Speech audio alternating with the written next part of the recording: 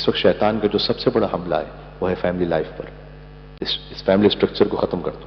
اب وہ کرسچینٹی میں ہو, وہ کسی بھی آسمانی مذہب میں ہو, اور وہ اسلام میں ہو, جب ایک فیملی اس کی بنیاد ختم ہو جاتی ہے, انڈیویجول کو بہکانا بہت آسان ہے.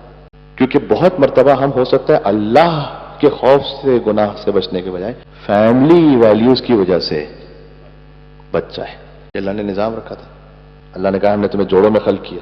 اللہ تعالیٰ نہیں چاہتا کہ کوئی بھی انڈیویجول سنگل رہے, فیملیز کے ساتھ. اس لیے آپ دیکھیں آخر زمان میں جو فتنے ہیں ان میں سے یہ کہ جو فیملیز کو آہستہ آہستہ طلاقیں عام ہو جائیں گی, اور لوگ دوستوں کے ساتھ نیکی کریں گے اور والدین کے ساتھ جفا کریں گے. آپ دوست کے ساتھ کسی کو بٹھا دیں 4 گھنٹے وہ بیٹھا رہے گا, اور ماں باپ نے ایک کام کہہ دیا, اب 4 گھنٹے بیٹھا رہے گا کہ مطلب ضروری نہیں کہ وہ فزیکلی ساتھ بیٹھے ہوئے. اب ورچوئل ورلڈ ہے. 4 گھنٹے گیمز کھیلیں گے ایک ساتھ, 5 گھنٹے پوری رات. کچھ ماں باپ تو ہیں وہ کہتے ہیں, شکایت کرتے ہیں کہ مولوی صاحب ہمارے بچے اب اتنے زیادہ ہائپر ہو چکے ہیں کہ اگر ہم کسی طریقے سے ان کے لیے کچھ بند بھی کر دیں, کچھ ان پہ ریسٹرکشن لگا دیں, تو وہ ہنگامہ کر کے گھر کا نظام برباد کر دیتے.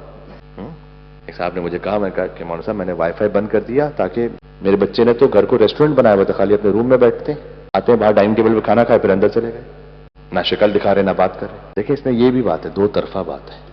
جب بچہ چھوٹا ہوتا ہے نا, اب مجھے پتا ہے یہاں کا لائف سٹائل اچھی طرح سے مجھے معلوم ہے, مجبوریاں بھی ہوتی ہیں, کپلز کو کام بھی کرنا پڑتا ہے, مارگیج بھی آپ نے بھرنا, یہ سب چیزیں میرے ذہن میں ہیں.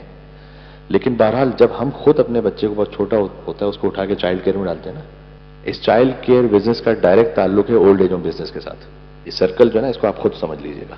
جب ہم اپنی زندگی میں مشغول ہوتے ہیں, ہم کہتے ہیں یہ بچہ تھوڑا سا رکاوٹ ہے, تو اس کو ہم ڈال دیتے ہیں کہیں.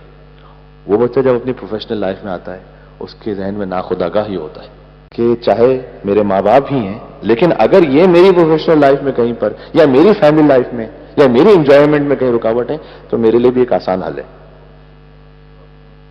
یہ سرکل ہے.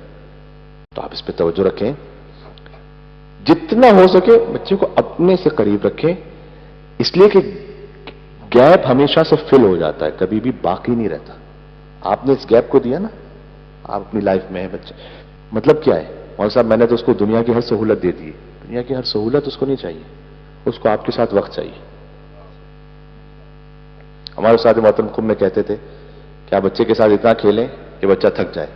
پہلے آسان بات لگتی تھی, پھر سمجھ میں آیا کہ بچہ تو تھکتا ہی نہیں کبھی, کتنا بھی کھیل لو, لیکن کہیں نہ کہیں ہمیں اس کام کو کرنا پڑے گا. بالکل اس دن کے چھوٹے بچے کہ ماں اور باپ کے ساتھ جو اس کا ڈائریکٹ اٹیچمنٹ ہے, اس کو ہم نے لوز کیا تو ہوگا کیا؟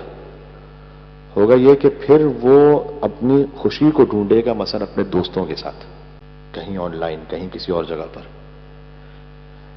اب جب آپ اس سے منع کریں گے نا کہ بیٹا فلاں دوست کی برتھ ڈے پارٹی میں نہیں جاؤ, اس میں مس گیدرنگ ہے, اس میں میوزک ہے, وہ ادھم مچا دے گا, وہ نہیں مانے گا بات. اس لیے کہ اس نے اپنی خوشی ڈھونڈ لی ہے اس کے ساتھ, وہ اس کے ساتھ اپنے تعلق کو نہیں توڑنا چاہے گا.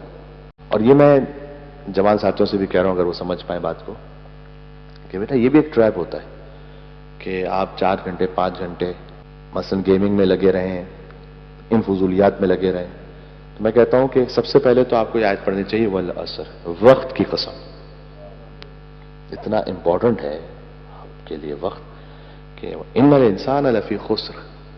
اللہ تعالیٰ نے کہا بائی ڈیفالٹ انسان خسارے میں, جیسے کہ ایک برف ہے جو پگھل رہی ہے, الا الذین آمنوا, مگر یہ کہ آپ نے اپنے آپ بچا لیا اپنے آپ کو, ہے نا, وعملوا الصالحات وتواصوا بالحق وتواصوا بالصبر.